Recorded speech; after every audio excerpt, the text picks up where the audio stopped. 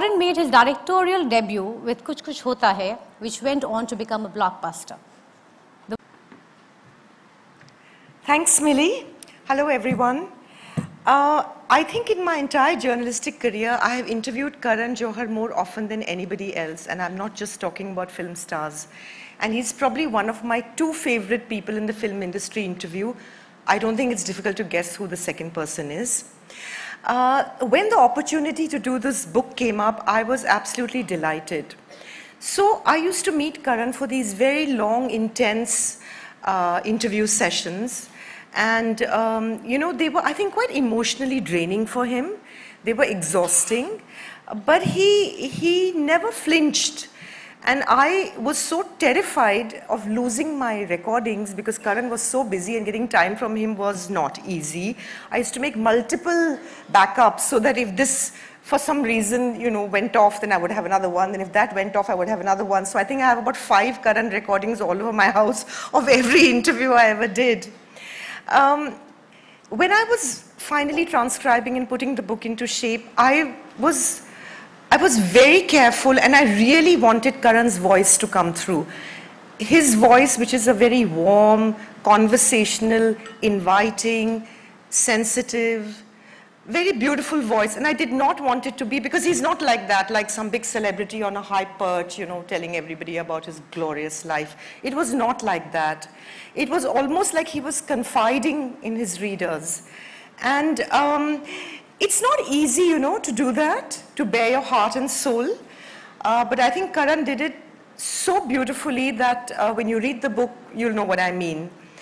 Also, I want to say that I think Karan is probably the first director at the peak of his career to have written his memoir. And that calls for a certain amount of fearlessness, which Karan is, if anything, he is fearless. And he's a trendsetter.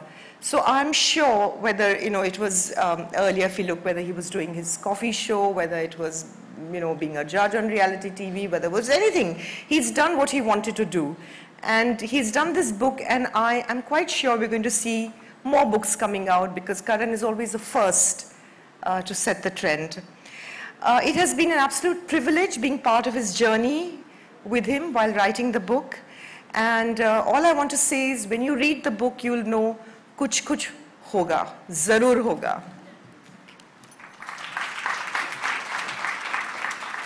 Thank you, Millie. Good evening, everybody.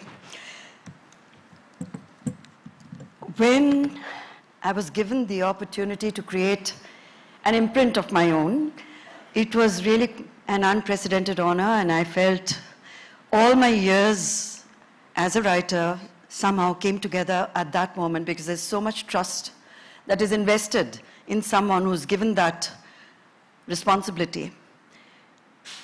And I like to believe that I have handpicked winners, like Karan has handpicked winners. When I asked Karan whether he'd be willing to do the book, initially there was a little amount of hesitation, but like Millie has mentioned, like Poonam has said, there's a certain spontaneity and a positive energy about him which is unbeatable. She's talked about him not acting like a celebrity. It's that very aspect of Karan's life that I find so endearing. Today, I consider Karan a cultural icon. He's not just a director of very successful films, not just one of the most successful TV hosts, possibly globally, but he's something much, much beyond that. And like it was pointed out, it takes a lot of courage to put your life out there. He says it in one line. He says, "My life is my life." And he says it in the epilogue very wonderfully, and he says it even more beautifully in the end.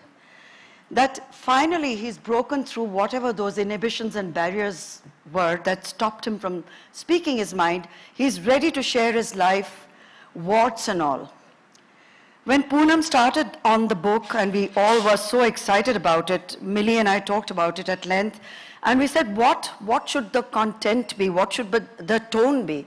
At the end of the day, that is your prerogative, Karan. That is every writer who puts himself out there, every person's prerogative, what they wish to share and what they don't wish to share. When I wrote my memoir when I turned 50, which was 20 years ago, I called it Selective Memory. And people said, oh, so you're going to be selecting your memories. I said, yes, I am. It's up to me.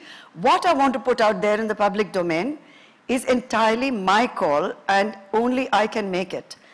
But Karan has gone well beyond that, and he has written a book that is remarkably candid and remarkably courageous, because he has shared his vulnerabilities and moments from his life, his personal life, which I honestly, I was reading and rereading the chapters as I came driving to the venue. And I felt there are 3 chapters which for me were sort of encapsulated what he's all about. One was the chapter dedicated to his father, his feelings about what happened in that hospital. Post that, when he came home, his mother, who plays a fantastic role in the book, and of course the Shah Rukh Khan chapter, also written with so much love and at the same time so much truth. There's no attempt to say, oh, it's been one fantastic journey with no ups and downs. He talks about things not always working out between 2 people who love each other dearly. He talks about love in the most amazing manner. But behind all of it, what will come through is how each one of us is really quite lonely, and how to cope with that loneliness, and how not to let it get you down, but how it can actually be translated into a positive force in your life, which can lead you to create movies or music or books or poetry or paintings. It's the loneliness that starts the book, and it's loneliness which actually ends the book. But in between, there is just so much wonderfulness that anybody who picks up the book will respond to it first as a reader who gets completely drawn, pulled into another life. And that to me is the hallmark of a good memoir. If you cannot connect, if you cannot drown in that other person's life, if you cannot rejoice in that person's high points, and you don't cry at least 3 times during the narrative, the book is somehow incomplete, and somehow it leaves you feeling, has he really shared everything, or you're aching to know more? I am looking for a sequel, Karan, and tonight I can just say it. You can write it 5 years from now. I'll still be around. You'll still be around, and your readers will still be around. And I hope, like Poonam said and Millie said, these are books that need to be told. These are books that need to be written.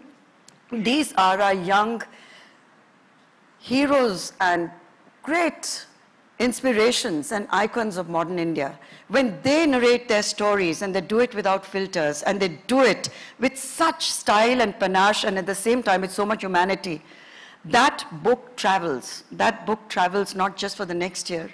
It's going to travel, Karan, for your entire life. And there'll be people who will come up to you and say, I read it when I was at this age, and it made such a deep impression on me, because it has a lot of messages in there without it being a message book.